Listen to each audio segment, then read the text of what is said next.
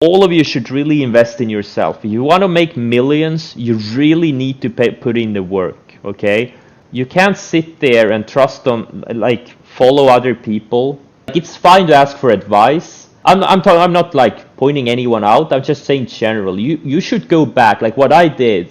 I went to TC2000. This is like 6 years ago, 7 years ago, when I started my big market research project. I looked at all US stocks. I went through all of these stocks, just looked at the monthly charts, went back as far as I could, looked at all the big moves, like every stock that went up a few 100% in a short amount of time, or thousands of percent over a period of years. I just put them in a different watch list, and then I went through. I looked at price action, I looked at the news, I looked at the earnings.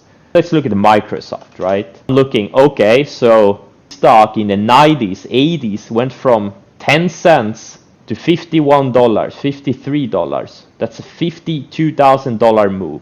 What the hell makes a stock go up 52,000% over 13 years? You know what? Earnings and revenue growth. Boom.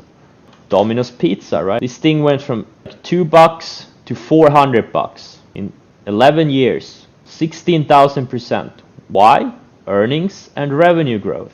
And I started seeing these patterns. It's the same patterns occurring over and over and over again. There's really no rocket science involved to make millions in the market. All you have to do is learn the setups, patiently wait for them, not do much when the market conditions are not correct, not well, like when there are no setups, you don't trade much.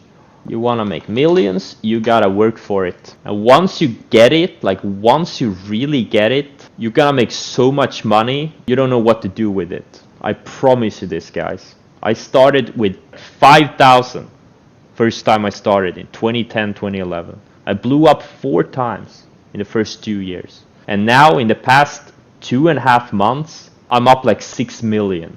Like pretty much a third, or pretty much 40% of all the money I made in the markets I made in the past 2.5 months. That's compounding.